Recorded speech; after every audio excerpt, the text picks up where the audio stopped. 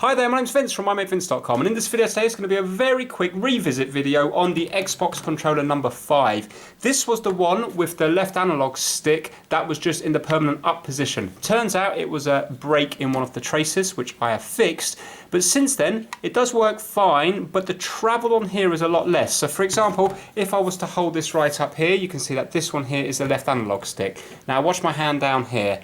When I start to move it up, you can see it near enough jumps up straight away, and it's at 100% now.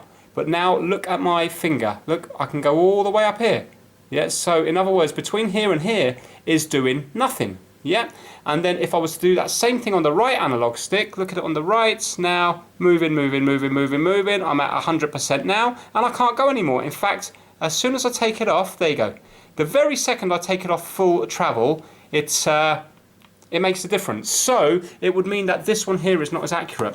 I thought it was to do with the fact that I replaced the trace and my wires were too thin, because I replaced it with a 0.1 wire and then, sorry, 0.1 millimeter, and then I replaced it with 0.25 millimeter added on to the 0.1, which would be 0.35, and it still didn't work properly. So I presumed it was the trace. But Chris from Gadget UK 164 has told me that it's definitely not the trace, that it's the cheap aftermarket analog stick. So I did actually buy analog sticks for this series. I did buy the cheap ones from China, but I also bought some OEM ones. And you can see these are nice here if you have a look. These are supposed to be OEM ones. And it says they're made in Japan. So they were slightly more expensive. They're still not expensive. I think I probably paid maybe £3 each instead of paying like £1 something each. So let's put an OEM one, which is supposed to be the same as the original manufacturer, or to the same standard, because I think the proper ones are, it's slipped my mind what the proper ones are. We'll see on the right one when we take it off. I should know this because I've seen it in enough of the videos. It's completely slipped. But what I'll do is we'll have a look at it and then we'll compare it against this one. This might be exactly the same, but I'm not sure if it is or not, but it's supposed to be done to the same standards. So let's unsolder this one, solder one of these in, compare it to here and see if it's fixed. And then I can give Chris a big thumbs up. Right, so I'm just going to be fast forwarding through it all. I'm going to be dismantling it and then unsoldering it using a solder sucker. Get the analog stick off, put the new one on, solder it back on, blah, blah, blah, blah, blah, put it back together and do the testing.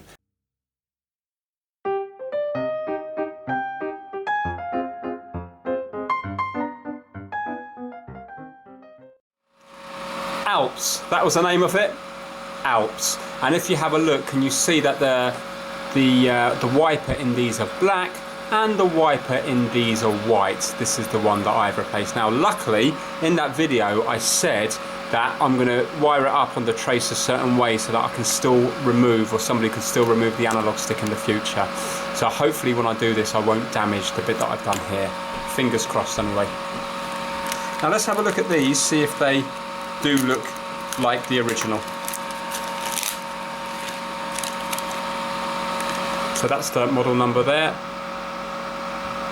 Now I suppose with something like this, sometimes people would be tempted to save £1 or £2, but really when you consider the amount of bother an annoying analog stick is going to cause you if it's not working properly, I think when the part is already cheap, it would be best to get one. I can appreciate if the original one was, let's say, you know, £15 and then the cheap ones were £1, you would be tempted. But when the difference is between £1 and maybe £3, then I don't think it's worth it.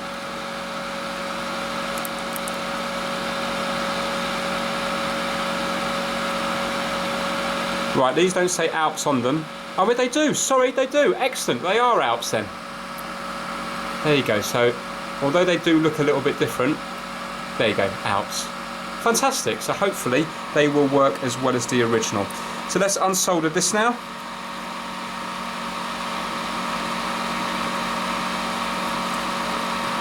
So we've got 1, 2, 3, 4, 5, 6, 7, 8, 9, 10, 11, 12, 13, 14 points to do.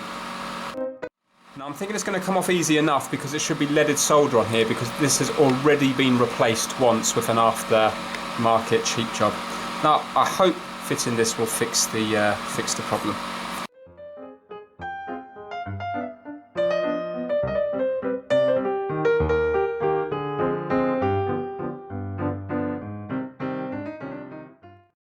Luckily that came off really nice and easy. Unfortunately it did take the glue gun with it, but it looks like my wire's still in place, so that's okay. No, I am actually going to keep this because this would be a new analog stick, but it might be useful for spares or something like that, you know, if I needed, for example, this stick in the middle or something like that.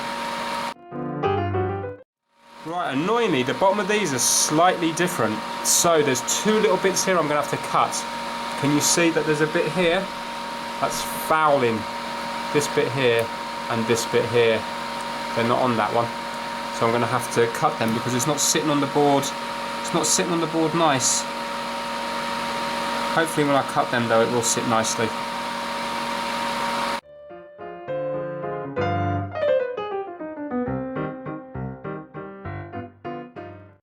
Right, let's see how that fits.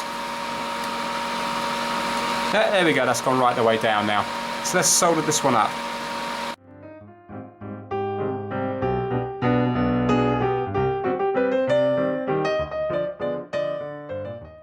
Okay, they're all soldered up now, so let's back together and test it. I'm also going to get a little bit of glue gun and put it back over here.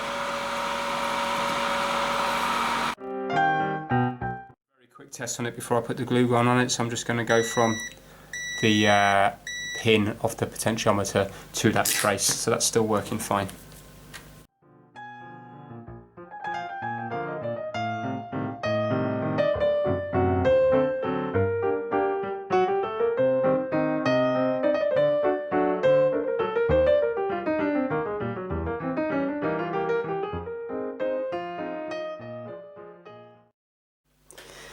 Right, let's put Gadget's theory to the test. I think I put the batteries in wrong.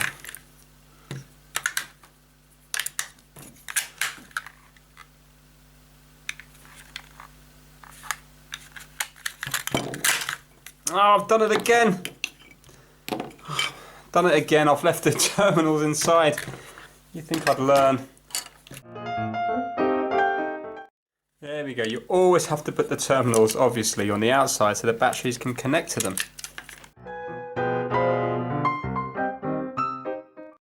That's better. Right, okay.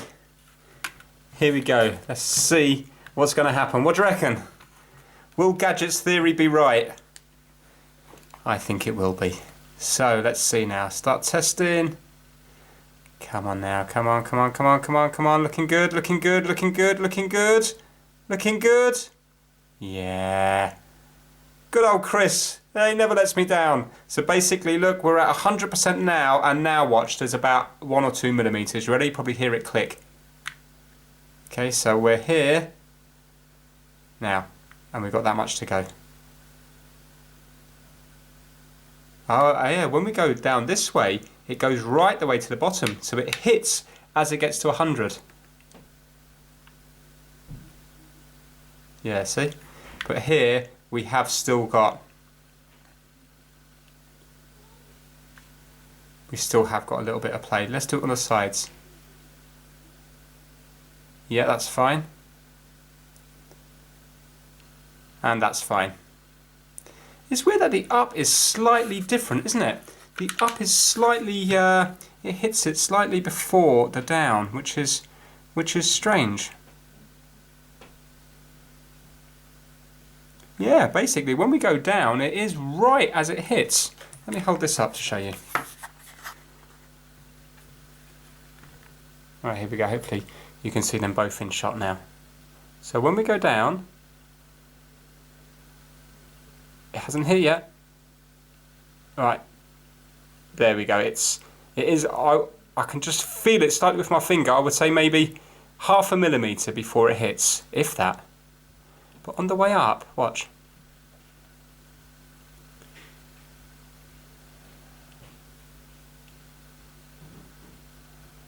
Let me do it straight. I've got the wobbles. I've got the finger wobbles. Right, so let me bring it back a bit. Bring it back, bring it there. Right, okay, there. 100%. Now watch. Yeah, we do have, I would say, about 2 millimeters of travel, but it's a lot better than it was before. So obviously, if that issue's happening with you, it's an analog stick. So now, if you know this, it's a boring video. But you see, I didn't know this, and now in future I will know this. Hopefully I will never forget it. And everybody watching this will know it as well. If your analog stick is hitting too early, it doesn't mean that possibly I thought maybe a capacitor was going out of range or something like that. It's not, it's the analog stick. So I think that's useful to know. And now this controller will be better on all games, while before it would have always been a slight compromise. So yeah, the analog stick is still not perfect because I don't know. Do you know what? Maybe if you got 100 controllers, maybe they would all have slight variations, because every single component is going to be ever so slightly different with different tolerances, and maybe that all makes a difference when it comes to each controller. But remember, nobody's going to be playing a game on this little app here. So although I'm showing it to you from 0 all the way to 100, when you're playing a game, very few games will be 0 to 100, like I explained in the last video. If you're running, it might be kind of like slow, medium, fast. You know, it's not going to be, it'd be unlikely that it's going to be all the way from 0 to 100. And even if it was, are you going to notice a difference between, for example, here and here? You know, that's what we're talking about. So, yeah, big thumbs up to Chris for that. Thanks a lot for letting me know. And now I've come back to it and managed to get it perfectly working for the sake of spending maybe £3 instead of spending maybe £1.49 or whatever the difference is. So that's it. Thanks so much for watching. Thanks again to Chris. If you haven't already subscribed to him, please do subscribe to him. I'll put his little link in the channel in the description down below. That's it. Yeah. Thumbs up. Take care. Bye now.